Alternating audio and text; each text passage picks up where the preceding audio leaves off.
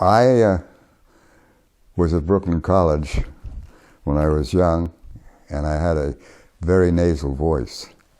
I talked right through my nose, and two college professors told me to talk deeper. So I went from the nasal voice to all the way down here. And they told me that is the voice I should use. I used that voice, and unfortunately I wound up with a hoarse voice, went to see 12 MDs, and one MD told me he thought I was dying of cancer. And I asked him why. He said, I know you have a problem, but I can't find it. I went to the MDs. I ran into a guy by the name of Brodnitz, who told me, go and get a PhD and learn about the voice. I never had a course basically to tell me about the voice. It's a simple instrument. I didn't know how to use it.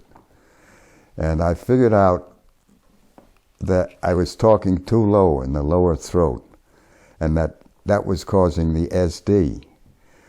None of the MDs realized the condition that I found out to be hopeless was called spasmodic dysphonia.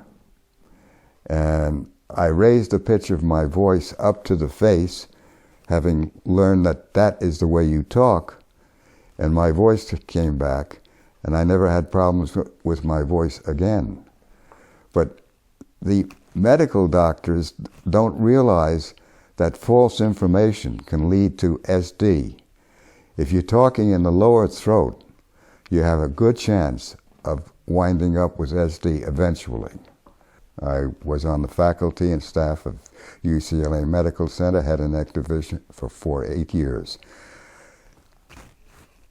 At the time I was on the medical faculty, I didn't have a single cure of spasmodic dysphonia. One day a young lady in 1968 showed up, and she couldn't talk. She had to talk, strangled voice, hopeless. Nobody reports a cure of this condition. I thanked her for coming in, and I wished her well. I told her what I wanted to do. She came back a week later, and her voice was excellent. She thanked me, hugged me, and I asked her, what did I do? I looked at my chart, and I didn't tell her what she said I told her. I told her to talk lower. She talked higher, and she talked up in the face, away from the lower throat. And that's when I realized that SD is a problem of voice placement.